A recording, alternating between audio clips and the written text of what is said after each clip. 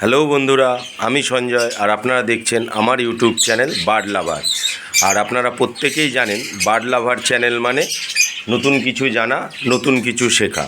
তো বন্ধুরা, আজকে যে বিষয়টি নিয়ে আমি আলোচনা করব সেটা হলো, যখনই দেখবেন আপনার বাড়িতে কোনো পাখি ডিম বাচ্চা করেছে, তো বাচ্চা ফোটার পরে কিছুদিন পরে সেই পাখির বাচ্চার যখন পালক ওঠে, তখন কিন্তু সেই তাদের বাবা মা সেই পালকগুলোকে টুকরে টুকরে খেয়ে নেয়, পালকের গোড়াটাকে টুকরো টুকরো করে খেয়ে নেয় এবং খুঁটে খুঁটে পাখিটাকে পুরো একদম পালকহীন করে দেয়।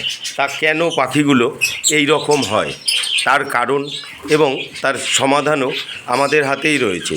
তো বন্ধুরা, আজকের এই আলোচনাগুলো যদি আপনি মন দিয়ে শোনেন, তাহলে কিন্তু আপনার বাড়িতে যদি এই রকম সমস্যা হয়, আপনি কিন্তু তার সমাধান নিজেই করে ফেলতে পারবেন। তো প্রথমেই বলবো যে আপনারা যখনই পাখিকে হাঁড়ি দেবেন বা বক্স দেবেন, তখন কিন্তু পাখিগুলোকে পর্যাপ্ত পরিমাণে ক্যালসিয়াম কিন্তু দেবেন। কারণ ম্যাক্সিমাম ক্ষেত্রেই দেখা যায় পাখি ক্যালসিয়ামের অভাবে কিন্তু তার বাচ্চার পালকগুলো ছিঁড়ে ফেলে। এইবার ক্যালসিয়ামের অভাব কখন হয়? একটা পাখি যখন ডিম দেয়, তার সেই ডিমটা টোটালটাই কিন্তু দেখবেন যে ক্যালসিয়াম, তো তার শরীরে কিন্তু প্রচুর পরিমাণে ক্যালসিয়ামের ঘাটতি হয়।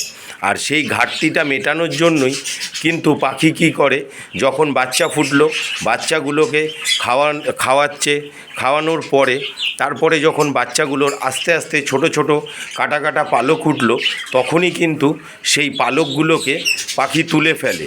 এর দেখে আমাদের বুঝতে হবে যে আমাদের এই পাখিগুলোর ক্যালসিয়ামের প্রয়োজন। তখন কিন্তু আমরা সেই পাখিগুলোকে ক্যালসিয়াম ওষুধ দেব, এবং যাতে এই সমস্যা আপনার বাড়িতে না হয় তার জন্য কিন্তু আমরা বেশি চেষ্টা করব সব সময় আমাদের পাখিদেরকে ক্যালসিয়াম ব্লক এবং তার সাথে সাথে সমুদ্রের ফেনা, যেটাকে আমরা বলি, এগুলো কিন্তু সব সময় আমাদের পাখির হাঁড়িতে আমাদেরকে রেখে দিতে হবে। এর ফলে কী হবে, যখনই ওদের শরীরে ক্যালসিয়ামের ঘাটতি হবে, তখনই কিন্তু এই পাখিগুলো ওই ক্যালসিয়াম থেকে, ওখান থেকে সমুদ্রের ফেনা বা ক্যালসিয়াম ব্লক থেকে এরা কিন্তু এদের ক্যালসিয়ামের পরিমাণে ঘাটতি মিটিয়ে ফেলবে। যেমন দেখুন, আমি কিন্তু এখানে ক্যালসিয়াম ব্লক 12 মাস কিন্তু আমার পাখির খাঁচায় এইভাবেই ক্যালসিয়াম ব্লক কিন্তু এইভাবেই ঝোলানো থাকে।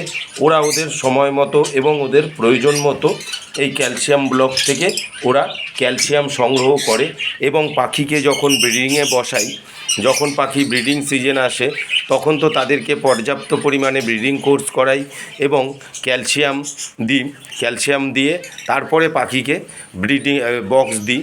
এর ফলে কি হয়, পাখির শরীরে যে পরিমাণ ক্যালসিয়ামের ঘাটতি থাকে, সেই ঘাটতিটা কিন্তু মিটে যায়।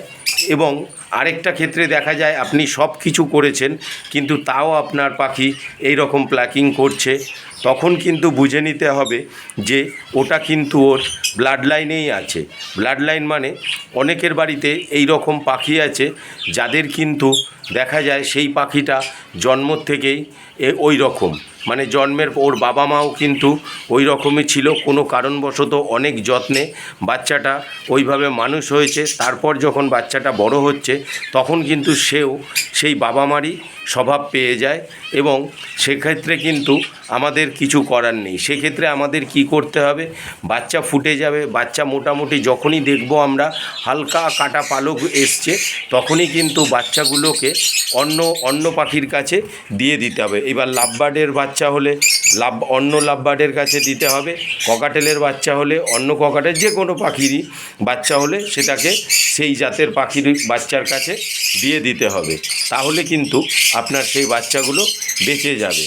তো বন্ধুরা, যদি আমার এই ভিডিওটি আপনাদের ভালো লেগে থাকে, তাহলে প্লিজ লাইক, কমেন্ট এবং শেয়ার করবেন, এবং আমার চ্যানেলটিকে অবশ্যই সাবস্ক্রাইব করবেন। আজ এই পর্যন্ত।